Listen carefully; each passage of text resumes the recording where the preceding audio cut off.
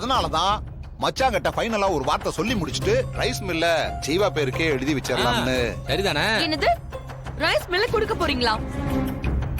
இது பாருங்க, இந்த குடும்பத்தோட பெரிய சொத்தே அதுதான். அத போய் எவனோ ஒருத்தனுக்கு தூக்கி கொடுத்துருவீங்களா? ஆமா, முதல்ல இவன் யாரு? இவனுக்கு எதுக்காக ரைஸ் மில்ல கொடுக்கணும்? இங்க பாருங்க, ஒழுங்கு மரியாதையா அவன் இங்க இருந்து கூட்டிட்டு போயிடுங்க. இல்லன்னு வச்சுக்கோங்க, இவனை நான் ஓட ஓட விரட்டி ஏன் கையாலையும் அடிச்சு கொன்றுவேன். ஏய் என்கிட்ட வேற மாதிரி சொல்லி கூட்டு வந்தீங்க, இங்க வேற ஏதோ பேசிட்டு இருக்காங்க. நீங்க கொலைலாம் பண்றேன்னு சொல்றாங்க. சும்மா சொல்லக்கூடாதுமா, நீ யோசிக்கிறதெல்லாம் வேற லெவல்ல இருக்குமா. அமைதியா இருந்த குடும்பத்துல இப்படி சுனாமியை கிளப்பி விட்டுட்டியாமா. அண்ணன் சீக்கிரம் போங்கண்ணே. அங்க நடக்கிற சம்பவம் எல்லாத்தையும் அந்த ரகுராம் வீட்டு பக்கத்துல நின்னு போய் பார்த்து ரசிக்கலாம். ஏன்னா அடுத்து என்ன வேணாலும் நடக்கலாம். ரைஸ் மில் என்ன நம்ம பரம்பரை சொத்தா என்ன? முதல்ல ரொம்ப சின்னதா தான் இருந்துச்சு.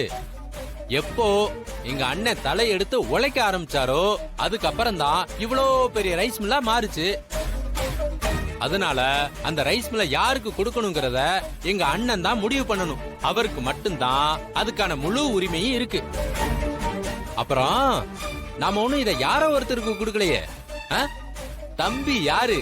நம்ம குடும்பத்தோட வாரிசு, அவருக்கு தானே கொடுக்கறோம். யாருக்கு யார் வாரிசு? இங்க பாரு, நீ சொன்ன மாதிரி அண்ணன் தான் எல்லாத்தையும் உழைச்சு அடுத்தடுத்து பெருசாக்குனாரு.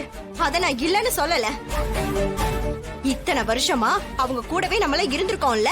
நம்மளுக்கு எதுவுமே கொடுக்காம எவனோ ஒருத்தன் ஊர் பேர் தெரியாம இங்க வந்து நின்னுட்டு இருக்கான். அவனுக்கு தூக்கி எல்லாத்தையும் கொடுப்பீங்களா? இங்க பாரு சிவா, இதுல நம்ம எல்லாருக்குமே பங்கு இருக்கு அப்படின்னு நீ எழுதி கொடுத்தா நான் இதுக்கு ஒத்துப்பேன். இல்லன்னா நான் விடவே மாட்டேன்.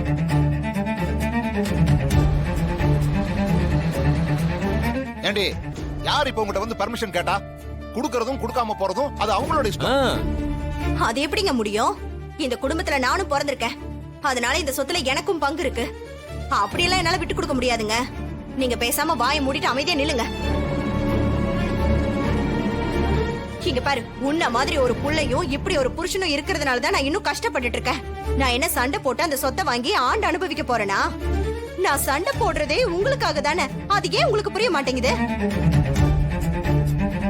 ஐயோ பத்மா, இங்க என்ன பாக பிரிவினையா நடக்குது? வேண்டாம் பத்மா, நான் சொல்றத சொல்லிட்டேன். அப்புறம் இதுக்காக நீ பின்னாடி ரொம்ப ரொம்ப வருத்தப்பட போற. ஆமா அடியே, இந்த விஷயத்துல பெரிய மச்சான் என்ன முடிவு எடுக்க போறாரோ அதான் இங்க நடக்க போகுது. என்னண்ணே இவ்ளோ நடந்துட்டு இருக்கு, நீங்க பதில் எதுவுமே பேசாம அமைதியா நின்னுட்டு இருந்தா என்னென்ன அர்த்தம்? தயவு செஞ்சு ஏதாவது ஒண்ணு பேசி முடிவெடுங்கண்ணே. முடிவுதானே எடுத்துட்டா போச்சு. நீ என்னப்பா சொல்ற? சொல்ல வேண்டியத சித்தப்பாவே தெளிவா சொல்லிட்டாரு. நான் அந்த குடும்பத்தோட வாரிசு. அப்படி பார்த்தா எனக்கு சொத்துல சரிசம பங்கு இருக்கு. என்னது சரிசம பங்கா? ஏய் உன்ன அது இல்ல, சொத்துல சரிசம பங்கு இல்லைனாலும் எனக்கு ஏதாவது ஒரு பங்கு இருக்கும்ல. அத கொடுத்துட்டா நான் அமைதியா வாங்கிட்டு போயிட போறேன்.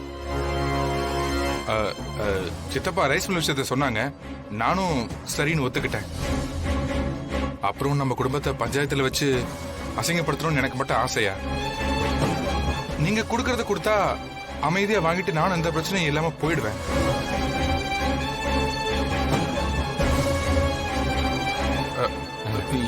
கொஞ்சம் பொறு. என்ன இங்க என்னென்னமோ நடக்குது? உண்மையிலேயே உங்க பெரியப்பா அந்த ரைஸ் மில்ல இவனுக்கு கொடுக்க போறாரா? பெரியம்மா, எல்லாமே உங்க கண்ணு முன்னாடி தான் நடந்துகிட்டு இருக்கு. அவசரப்படாம எல்லாத்தையும் பாருங்க. Wait and watch. ஏங்க பேசிட்டு இருக்கும் போது அவர் உள்ள போறாரு. அது ஒண்ணு இல்ல தம்பி, ரைஸ் மில் பத்திரம் உள்ள இருக்கு, அதை எடுத்துட்டு வர போயிருக்காரு. உடனே கொண்டு வந்து பத்திரத்தை கொடுத்தா இந்த பேர் மாத்துறது, ரெஜிஸ்ட்ரேஷன் அதெல்லாம். அட என்ன தம்பி பேசுற நீ? இத தாய் பத்திரம்னு தானே சொல்றாங்க. அதே மாதிரி நீ ரெஜிஸ்ட்ரேஷன் வைக்கும் போது நீ எங்க கையெழுத்து போட சொல்றியா, அங்க நாங்க கையெழுத்து போட போறோம். இதெல்லாம் போய் ஒரு பெரிய விஷயமா பேசிட்டு இருக்கியே. எப்படிமா அந்த குடும்பத்துல இப்படி டக்குன்னு ஒரு பிரச்சனையை கிளப்பி விட்டுட்ட? அண்ணன், இந்த குடும்பத்துல பிரச்சனையை உண்டாக்கணும்னா நம்ம பெருசாலாம் யோசிக்கணும்னு அவசியம் இல்ல. லேசா கொளுத்தி போட்டாலே போதும். மத்த எல்லாத்தையும் அந்த பத்மாவும் பார்வதி பாத்துப்பாங்க. சூப்பர்மா. நீ கொளுத்தி போட்டு அந்த ரகுராம் குடும்பம் எரியறதுல குளிர்காயற பத்தியா? அது உண்மையிலேயே வேற லெவல்மா. அப்படியா? சொத்து வேணுமா? சொத்து உனக்கு இருக்கு. இரு இரு இரு அக்கா சும்மா சொல்றாங்க, இதெல்லாம் பெருசா கொடுப்பாங்க எடுத்துக்காத. இரு. இதோ மச்சானே வந்துட்டாரு.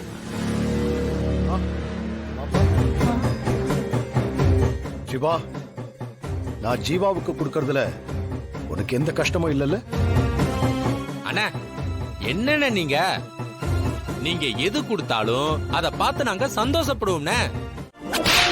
மச்சான், நாம நினைச்ச மாதிரியே எல்லாம் நடந்துருச்சு இல்ல? அதான் எங்க அண்ணங்கிறது. இது தெரியாம ஏன் பொண்டாட்டியும் உங்க பொண்டாட்டியும் சொத்து சொத்துன்னு அலைஞ்சாங்கல்ல, அங்க பாருங்க அவங்க 2 பேரும் மூஞ்சையும். மச்சான், பெரிய மச்சான், அவனை அடிச்சது கூட நான் அவ்வளவு சந்தோஷப்படல. ஆனா அந்த இடப்பட்ட கேப்ல என் பொண்டாட்டிய அப்படியே வெளுத்தாரு பாருங்க. அத நினைக்கும் போது அப்படியே மனசு குளிருது. அட போங்க மாமா, உங்களுக்கு கொடுத்து வச்சிருக்கு. உங்க பொண்டாட்டிய வெளுத்து விட்டாரு. ஆனா தா நிக்குதே பியூட்டி பார்லர் மாதிரி. என் பொண்டாட்டி மேல ஒரு அடி படலையே. பத்மா இந்த வீட்டு பொண்ணு. அது மட்டும் இல்லாம மச்சானோட தங்கச்சி வேற. அதனால அவளை அடிக்கிறதுக்கு முழு உரிமை அவருக்கு இருக்கு. ஆனா பார்வதி இந்த வீட்டுக்கு வாழ வந்த பொண்ணு. அதனாலதான் அவன் மேல கை வைக்கல. இவ்வளவு கோபத்திலையும் அந்த மனுஷனுக்கு எவ்வளவு நிதானம், பொறுமை, சுய கட்டுப்பாடு. சும்மா சொல்லக்கூடாது மச்சான். மச்சான் இந்த மாதிரி விஷயத்துல பெரிய மனுஷன், கில்லிதான். இருந்தாலும் இவளே 2 போடு போட்டிருந்தாருன்னு வைங்க, என் மனசும் குளிர்ந்திருக்கும்.